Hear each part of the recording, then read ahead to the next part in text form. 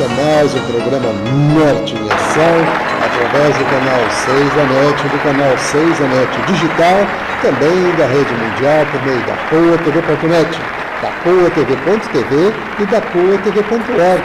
Vários canais de acesso, inclusive no seu celular, você pode acompanhar nesses mesmos endereços a nossa programação com exclusividade total. Quero aproveitar e deixar aí nosso telefone, nossos e-mails, para você começar a interagir, encaminhar as sugestões de pauta para o programa, perguntas para o quadro Alô Doutor, questões para o pedido de providência e também a sua participação dentro da ação solidária, da ação empresarial e do quadro Educação. O telefone, como está no rodapé do vídeo, é o 30 23 47 25, DDD 51 aqui de Porto Alegre, e nossos e-mails, alodoutor@ig.com.br e o tradicional zonanorte@pop.com.br. Então, além das entrevistas exclusivas, você vai poder acompanhar... Elas ficaram juntas, não constituíram patrimônio, resolvem não conviver mais, não precisa maior formalidade, cada um vai para o seu lado. Agora, no casamento, isso não é possível. É preciso o ingresso de uma ação judicial para que haja, então, que se veja declarada a separação do casal. Convite para você manter a sintonia, estamos preparando mais um programa especial e quero lembrar que estamos aqui no Centro Espanhol e dizer que o Centro Espanhol coloca à disposição da nossa comunidade seus salões para peças e eventos. Então, se você pensou em casamento, pensou em formatura, pensou em comemorar bodas de prata, bodas de ouro, ou aquele aniversário, aquele momento especial, certamente aqui no Centro Espanhol você vai encontrar salões para essas comemorações. Anote aí o endereço para você conferir e conhecer em loco toda a infraestrutura do Centro Espanhol, Travessa Sul, número 102, esquina com a Rua Portugal, no bairro Higienópolis, Zona Norte da capital. O telefone para você fazer contato com a secretaria é o 3342-5990, DDD 51, aqui de Porto Alegre. Então continue ligado que num instante só a gente volta. Fazemos muitos gols com emoção, Votando pela infância brasileira. aqui nos ajudamos como irmãos, no final todo o planeta é união. Fazemos muitos gols com emoção, no futebol da caridade é assim.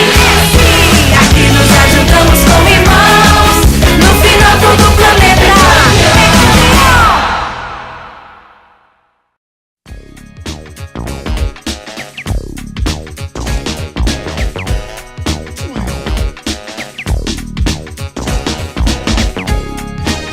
De volta com o programa Norte em Ação, agora o nosso quadro Alô Doutor, e com a grata satisfação estamos recebendo novamente dentro do programa a doutora Graziela Rodrigues. Ela é advogada, especialista em direito de família e participa conosco para falar hoje sobre união estável. As modificações da lei, uma série de alterações que houveram recentemente, inclusive, ela vai trazer para nós, né, informações sobre todos esses detalhes. Tudo bom? Tudo bem, é um prazer. Muito obrigada pelo convite. Satisfação é toda nossa, com certeza, doutora Graziela. É claro que falar de união estável, quando se fala em casamento, é mais fácil, o pessoal já está acostumado, mas quando se fala em união estável, existem detalhes importantes que eu gostaria que, inclusive, você começasse delineando e, evidentemente, apresentando aí para o público ouvinte telespectador que está dentro dessa situação, fazer a identificação e, evidentemente, também as providências legais que podem ser adotadas. Bom, é muito importante destacar que as pessoas têm uma séria dificuldade em fazer a distinção entre união estável e casamento, né? Todos os efeitos que advêm de um e de outro. Então, é muito importante introduzir e dizer que ambas são unidades familiares e são reconhecidas pela Constituição. Então, a questão da união estável, ela é uma união de fato. Duas pessoas decidem conviver com o intuito de constituição familiar. E a partir dali, diante da convivência, começam a adquirir bens, né, débitos, contas, constituem esse relacionamento, possuem filhos ao decorrer dos anos, né? Então, a união estável se dá no âmbito fático, diferente do casamento, que precisa de uma maior formalidade.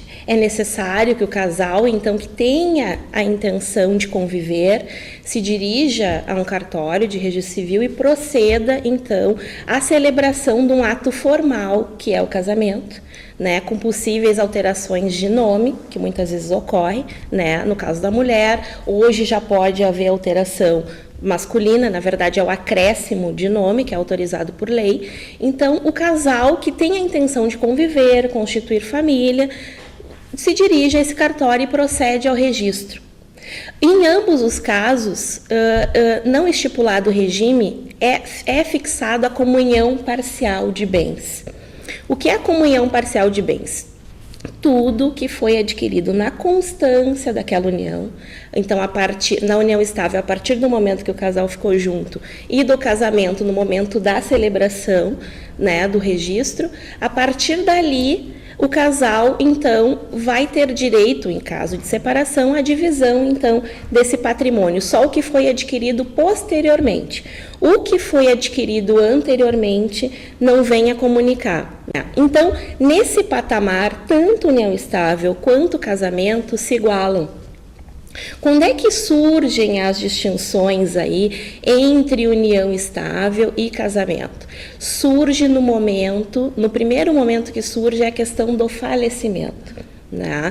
Nós temos, quando falece o companheiro, houve a constituição, no caso da união estável, houve a constituição de patrimônio, então há o falecimento de um dos companheiros, há a divisão. No caso da comunhão parcial, há a divisão igualitária de patrimônio. Então, cada um tem direito a 50% do patrimônio constituído. Já no casamento, existe sim a divisão do patrimônio de forma igualitária, mas o marido ou esposa tem direito, ele se torna herdeiro necessário. Ou seja, se esse casal possui filhos, por exemplo, possuem 3 filhos, a metade desse cônjuge será dividido por 3 pessoas, pelos filhos e juntamente com a companheira. Essa é a grande distinção na questão quando há o falecimento de um dos cônjuges, né, em relação ao casamento e à união estável. Então, é muito importante destacar. A outra diferença que surge muito grande é no caso da dissolução. A dissolução é quando terminam os relacionamentos, né? Como a união estável começa de fato, ela pode terminar de fato também. Simplesmente, isso é muito comum, as pessoas ficaram juntas, não constituíram patrimônio, resolvem não conviver mais, não precisa maior formalidade, cada um vai para o seu lado. Agora, no casamento, isso não é possível. É preciso o ingresso de uma ação judicial para que haja, então, que se veja declarada a separação do casal. Se o casal não tem patrimônio e não tem filhos, eles podem se dirigir a um cartório. Essa é uma inovação que veio recentemente e eles podem, maiores capazes, fazer, então, essa separação no cartório. Não existe problema nenhum. Qual a situação que aparece muito para nós na questão da dissolução? Que o maior problema na questão da separação é na dissolução de união estável, né? Quando o casal constitui bens, quando o casal tem filhos, é necessário, então, em caso de a intervenção judicial, né? Para que haja essa divisão, a divisão de patrimônio. Né? E para que se estabeleça a guarda dos filhos, pensionamento e todas essas questões importantes. O ponto principal da união estável é que, como ela não exige maior formalidade, muitos casais, porque hoje os casais podem se dirigir ao cartório e declarar união estável sem necessariamente casar, e como isso na maior parte das vezes não acontece, eu vou dar um exemplo que é muito corriqueiro. As pessoas, então, se unem e começam a constituir patrimônio. Não fazem reconhecimento de união estável, tampouco celebram o casamento. Isso, eles estão vivendo união estável, porque é de fato. Então, está ocorrendo a união estável. E começam a adquirir patrimônio. O que ocorre? O patrimônio normalmente vai ficar no nome de um deles. Né? Então, vai constituindo, olha, eu comprei um apartamento, fica no meu nome, comprei um outro apartamento, fica no teu, aí fica 2, 3 carros no nome de outro. ou seja, um deles muitas vezes concentra a maior parte do patrimônio. No caso de haver o falecimento desse, que concentra a maior parte do patrimônio, como não é regular, como não foi feito o reconhecimento de união estável, os herdeiros são diretamente os descendentes, se ele tiver filhos, os naturais ou os ascendentes. Muitas vezes o companheiro, então, está excluído totalmente em termos legais dessa partilha de bens, né? Então, muitas vezes o companheiro sobrevivente é necessário que ele ingresse com uma ação de reconhecimento de união estável, para conseguir se habilitar para dividir esse patrimônio, muitas vezes. Então, e são entraves que duram anos, né? Que há brigas, é isso que vem muito para o escritório, essas brigas judiciais em que os pais muitas vezes já tomaram posse, né, dos bens, muitas vezes já alienaram, já venderam os bens, o que dificulta muito, porque na verdade os bens foram adquiridos com uma comunhão de esforços, né, do casal, e muitas vezes em função disso, de não ter havido esse reconhecimento da união estável em vida, né, pós-mortem, dificulta muito a vida do cônjuge sobrevivente, né? Então isso aí são pontos assim bem importantes aí da união estável. Realmente tem situações complexas dentro disso tudo, né? Inclusive quero aproveitar e colocar aí no rodapé do vídeo o nosso telefone, o 3023 47 25, DDD 51 aqui de Porto Alegre, e nosso e-mail alodoutor@ig.com.br para os seus questionamentos.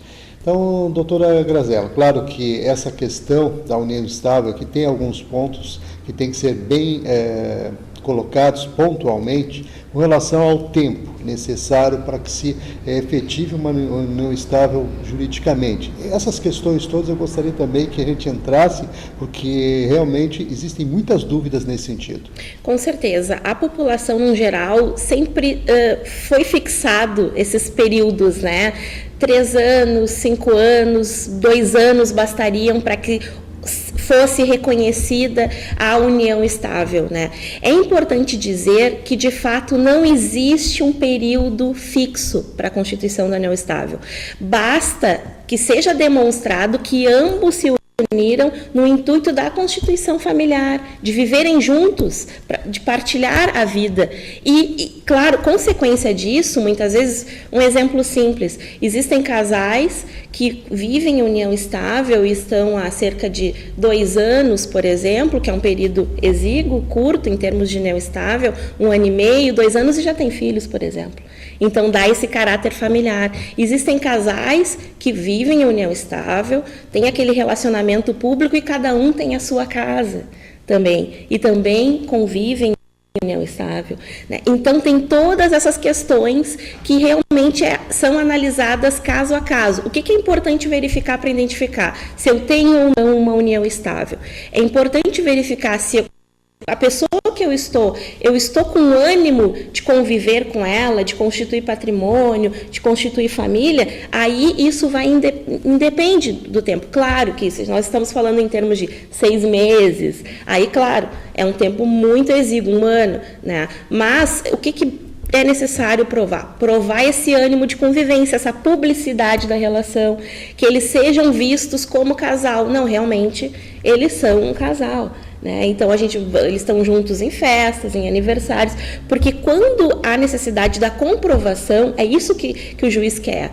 Ele vai querer cartas entre o casal, né? Agora e-mails, né? Não mais cartas, né? E-mails, torpedos, né? Entre o casal, fotos, né? E prova testemunhal da publicidade que existe da relação. Aí, nesse sentido, provado, é demonstrado perfeitamente a constituição da união estável, né?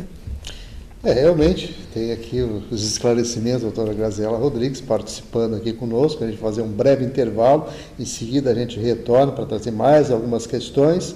E o nosso convite para você manter a sintonia, que no instante só a gente volta.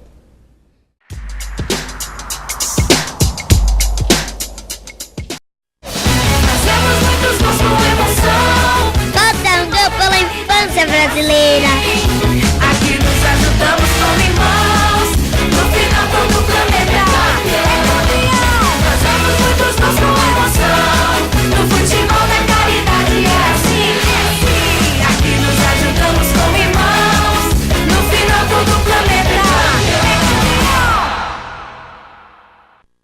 Quando você emprega uma criança ou adolescente para trabalhar na sua casa, você está tirando dela a oportunidade de ter uma educação e uma infância plenas. É um fato. Crianças que trabalham têm menos oportunidades e acabam sendo condenadas a passar a vida inteira desempregadas ou em subempregos. Quem emprega crianças mata a infância. Denuncie a exploração do trabalho infantil doméstico. Para mais informações, ligue 51 3284 3000. Uma campanha do Ministério Público do Trabalho no Rio Grande do Sul.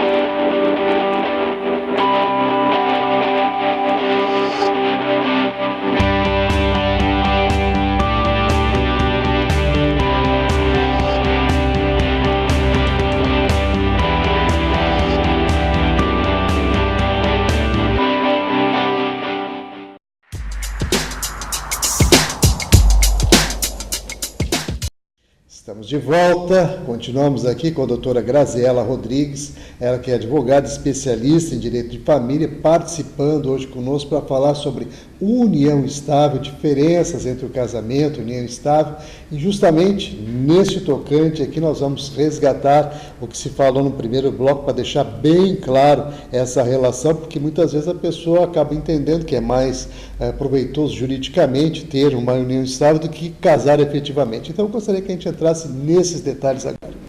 É muito importante fazer a distinção no tocante à aquisição de bens na união estável e no casamento. Porque muitas vezes, quando as pessoas se unem, tanto na união estável quanto no casamento, elas já possuíam bens anteriormente. E esses bens, muitas vezes, são vendidos para aquisição de uma nova propriedade, né? Mas a questão importante é que, no momento da celebração, esses bens adquiridos anteriormente não fazem parte da partilha. Uma eventual separação ou uma eventual dissolução de união estável, não há, então, essa divisão desse bem que foi adquirido anteriormente, inclusive advindo de herança, muitas vezes, né? Então, esse bem continua pertencendo àquele cônjuge titular, proprietário deste bem. O que ocorre é que a importante diferença entre a união estável e o casamento é a questão que no casamento, o companheiro, o esposo, se torna herdeiro no caso de falecimento. E isso não ocorre no caso da união estável. Na união estável, havendo o falecimento de um dos cônjuges, há simplesmente a partilha dos bens. Então, adquirimos 2 apartamentos, o apartamento fica um para o cônjuge vivo e o outro vai ficar para os herdeiros dele, possivelmente ascendentes ou descendentes, os pais ou os eventuais filhos que tenham sido havidos fora da união ou na união. Muitas vezes, já no casamento, como é que ocorre essa divisão? No casamento, há a partilha de 50%, né, no caso do falecimento, e aquele 50% pertencente ao cônjuge falecido é dividido pelos herdeiros necessários, que muitas vezes são filhos ou pais, e também pelo esposo. Então a pessoa vai ter direito a 50% do patrimônio e ainda assim vai herdar.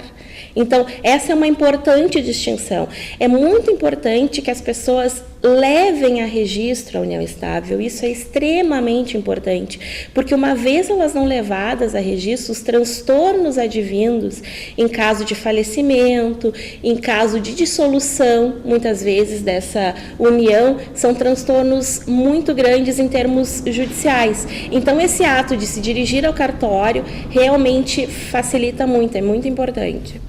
Muito bem, e para a gente dar continuidade a essa questão, já que você falou nos herdeiros, tem a questão do falecimento em si de um dos cônjuges e a situação, por exemplo, previdenciária, como fica nesses casos, que é uma coisa que acontece bastante e as dúvidas existem e justamente incidem sobre essa questão e podemos inclusive incorporar a questão a diferença no casamento e também da união estável e o que isso realmente vai e como se procede para que a pessoa goze desse direito.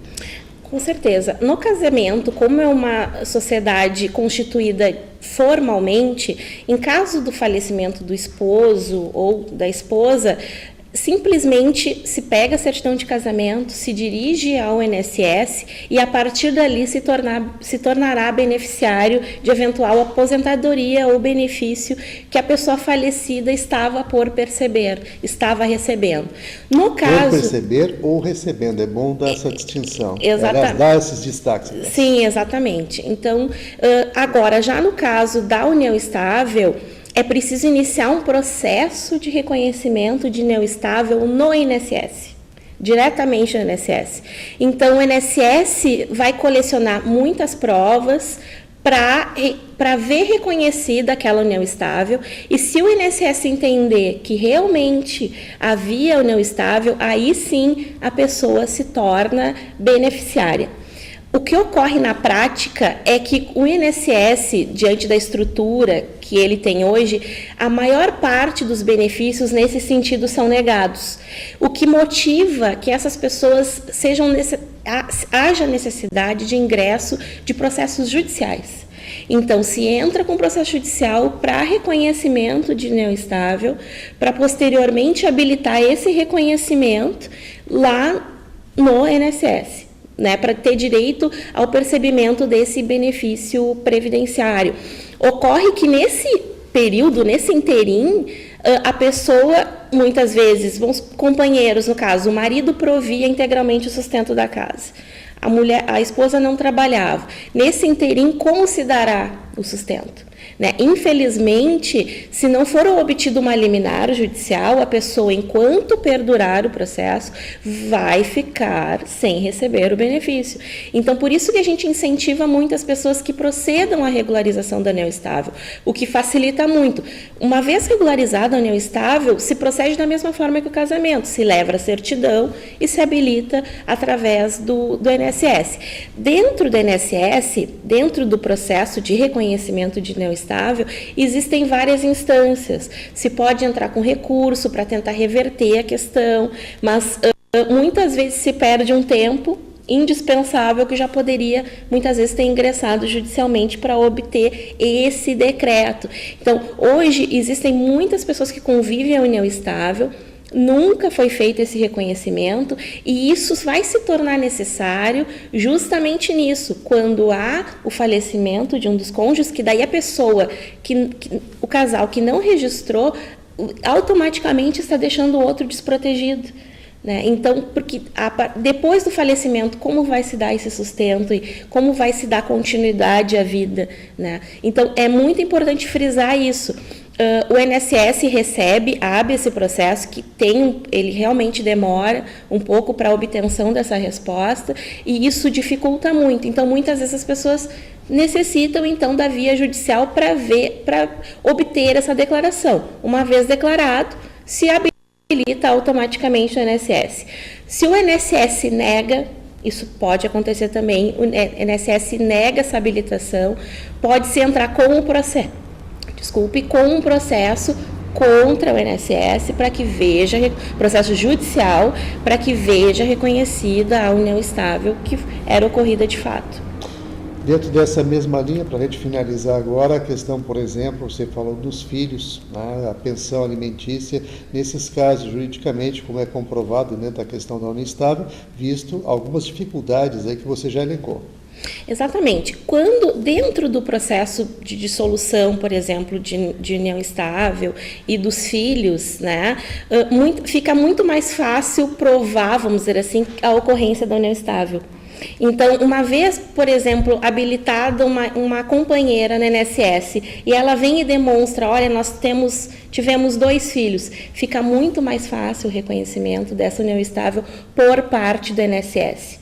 No âmbito do direito civil, quando se ingressa com a dissolução da união estável, o juiz, como há a questão da proteção do menor, ele não ficar desprovido de sustento durante o período, na dúvida o juiz sempre vai deferir os alimentos. Então, uma vez ali, porque junta-se a certidão de nascimento com os pais, ambos solteiros, mas com ambos os pais. Então, nesse interim é então fixado liminarmente, ou seja, logo no início do processo, se demora em torno de 4 a 5 dias para obter uma decisão liminar que fixe os alimentos. Uma vez que o companheiro está empregado, regularmente empregado, o juiz emite um ofício diretamente para o empregador e é procedido, então, ao desconto em folha dos pagamentos do pensionamento. Então, não fica desabrigado, então, esses filhos.